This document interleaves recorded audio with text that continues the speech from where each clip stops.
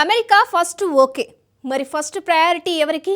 ఈ ప్రశ్నకు ఒకే ఒక్క సమావేశంతో క్లారిటీ ఇచ్చేశారు ట్రంప్. తన ప్రమాణ స్వీకార కార్యక్రమంలో జైశంకర్కు మొదటి వరుసలో సీటు కేటాయించిన ట్రంప్ విదేశాంగ శాఖ తొలి భేటీని జైశంకర్తోనే నిర్వహించి ప్రపంచానికి క్లారిటీ ఇచ్చారు.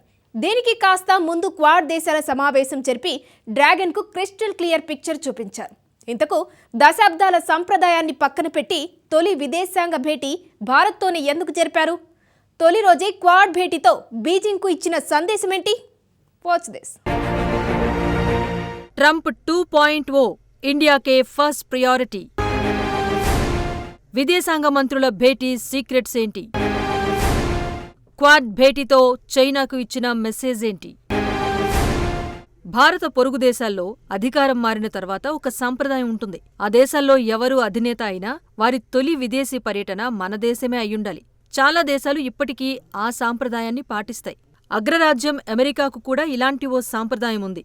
ఆ దేశంలో కొత్త అధ్యక్షుడు అధికారం చేపట్టగానే అమెరికా విదేశాంగ శాఖ తొలి భేటీ పొరుగు దేశాలైన కెనడా, మెక్సికో లేదంటే నాటో కూటమిలోని ఏదో ఒక దేశంతో జరుగుతుంది. కానీ ట్రంప్ 2.0 సర్కారులో మాత్రం ఆ సాంప్రదాయానికి భిన్నంగా ఇండియా విదేశాంగ శాఖ మంత్రి జైశంకర్తో తొలి భేటీ జరిపారు. అది కూడా అమెరికా విదేశాంగ శాఖ మంత్రిగా మార్కో రుబియో పదవీ బాధ్యతలు చేపట్టిన గంటలోనే ఈ భేటీ జరగటం విశేషం.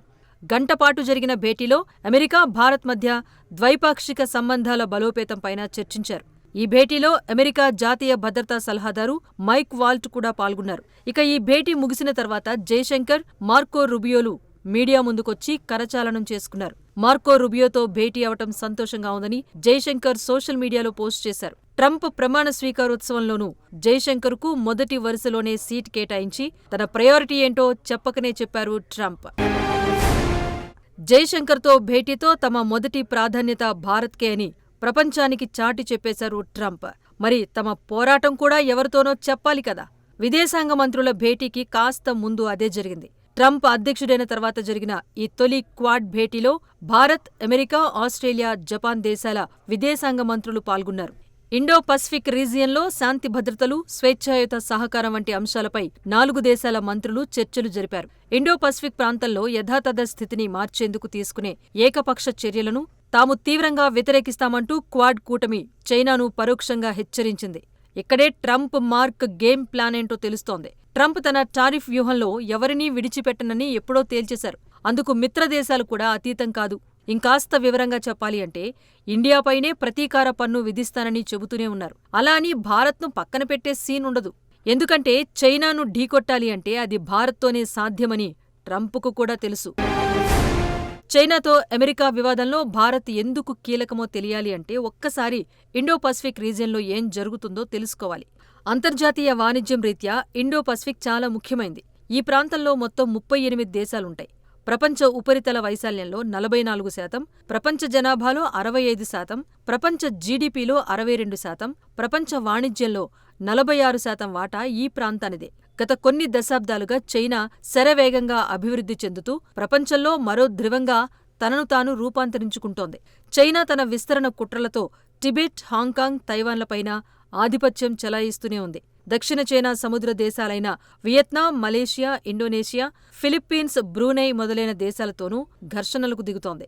దక్షిణాసియాలో సమతుల్యతలు దెబ్బతీసే విధంగా భారత ప్రయోజనాలకు విరుద్ధంగా శ్రీలంక, మాల్దీవులు, బంగ్లాదేశ్, నేపాల్లోనూ చైనా ప్రాజెక్టులు చేపడుతోంది. పాక్ ఆక్రమిత కశ్మీర్ గుండా పాకిస్తాన్తో కలిసి వివిధ ప్రాజెక్టులను చేపట్టింది. లదాఖ్ నుంచి టిబెట్ మీదుగా హాంకాంగ్, తైవాన్ వరకు, శ్రీలంక నుంచి ఫిలిప్పీన్స్ వరకు, జపాన్ నుంచి ఆస్ట్రేలియా వరకు ఘర్షణ వాతావరణాన్ని సృష్టిస్తూనే ఉంది చైనా. ఇలా చెప్పుకుంటూ పోతే చైనా కుట్రలకు అంతే కనిపించదు. మరి ఈ కుట్రలకు కళ్ళెం వేయాలి అంటే ఏం చేయాలి? ఈ ప్రశ్నకు సమాధానమే quad. Quadrilateral security dialogue. Quad పూర్తి అర్థం ఇదే. ఈ 4 ప్రజాస్వామ్య దేశాల కూటమికి 20 ఏళ్ల క్రితం అనుకోకుండా బీజం పడింది. 2004 సునామీ తర్వాత బాధిత ప్రాంతాల్లో మానవతా దృక్పథంతో సాయం చేయటానికి అమెరికా, ఆస్ట్రేలియా, ఇండియా, జపాన్లు ఒక్కతాటిపైకొచ్చాయి. 2007లో జపాన్ అప్పటి ప్రధాని షింజో అబే కూటమిని లాంఛనంగా ప్రారంభించారు. అయితే ఈ కూటమిలో పాలుపంచుకుంటే చైనాకు కోపం తెప్పిస్తామేమో అని కొన్నేళ్లపాటు ఆస్ట్రేలియా తటపటాయించింది.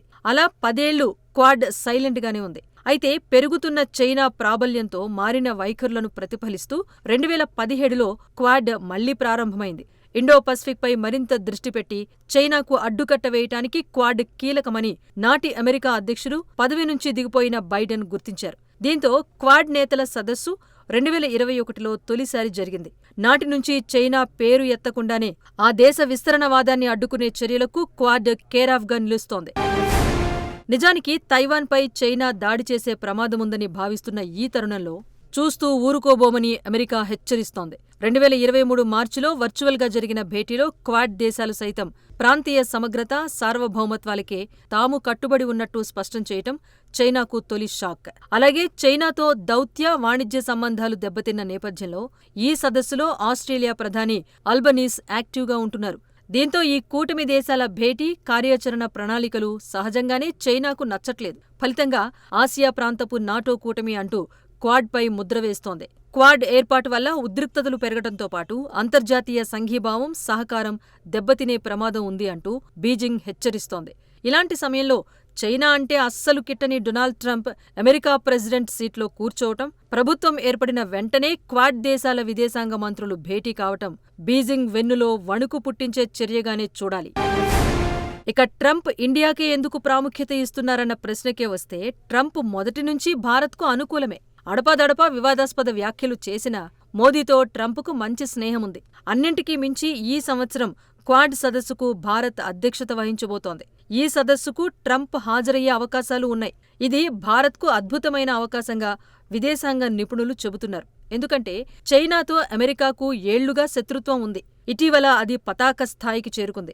ఈ నేపథ్యంలో ఇండో పసిఫిక్తో పాటు ఆసియాపైన పట్టు సాధించేందుకు క్వాడ్ను ఉపయోగించుకోవాలని అమెరికా భావిస్తోంది. క్వాడ్ సదస్సుతో చైనాపైన ఒత్తిడి పెంచాలని చూస్తోంది. ట్రంప్ మొదటి టర్మ్లో కూడా అదే చేశారు. ఇప్పుడు కూడా అదే చేస్తారు అని ప్రత్యేకించి చెప్పాల్సిన అవసరం లేదు. ఫలితంగా భారత్లో జరిగే క్వాడ్ సమ్మిట్ ఇండో పసిఫిక్ ప్రాంతంలో డేరింగ్ డెసిషన్లకు వేదిక అయ్యే అవకాశమూ లేకపోలేదు. ఇప్పటికే టారిఫ్స్తో బీజింగ్ వెన్నులో వణుకు పుట్టిస్తున్న ట్రంప్ క్వాడ్ ద్వారా మరింత దెబ్బకొట్టే ప్రయత్నాలు ఖచ్చితంగా చేస్తారు. అంతేకాదు చైనా అంశం కేంద్ర బిందువుగా క్వాడ్ సాగుతూ ఉండటంతో భారత్కు కూడా అనేక ప్రయోజనాలున్నాయి. క్వాడ్ సాయంతో ఇండో పసిఫిక్లో భారత్ తన ఉనికిని పెంచుకోవచ్చు. అందుకు డొనాల్డ్ ట్రంప్ సహకారం ఉంటుంది. స్వేచ్ఛాయుత ఇండో పసిఫిక్ ప్రాంతం కోసం కృషి చేస్తున్న క్వాడ్ బృందానికి భారత్ సాయం చేయొచ్చు. ఏషియాలో అతిపెద్ద శక్తిగా చైనా అవతరించింది. ఇప్పుడు చైనాను ఢీకొట్టే విధంగా ఇండియా కూడా అభివృద్ధి చెందుతోంది. అందువల్ల చైనాతో పోరాడాలి అంటే ఇండియా సహాయం ఖచ్చితంగా ఉండాలి అని ప్రపంచ దేశాలకు, ముఖ్యంగా అమెరికాకు బాగా తెలుసు. అందువల్ల క్వాడ్లో భారత్ కీలక పాత్ర పోషించే ఛాన్స్ ఉంది. అన్నింటికీ మించి చైనాతో ఇండియాకు సరిహద్దు వివాదం ఉంది. ఒకవేళ ఉద్రిక్త పరిస్థితులు నెలకొంటే మన దేశానికి అండగా క్వాడ్ కూటమి నిలిచే అవకాశం ఉంటుంది. సో 2 దేశాలకు కామన్ ఎనిమీ అయిన చైనాను దెబ్బకొట్టాలి అంటే భారత్తోనే సాధ్యం. కాబట్టే ట్రంప్ ఎవ్వరితో ఎలా ఉన్నా మన దేశానికే మొదటి ప్రాధాన్యత ఇస్తున్నారు. ఇది ఇలాగే కొనసాగితే మాత్రం చైనాకు ఇక చుక్కలే.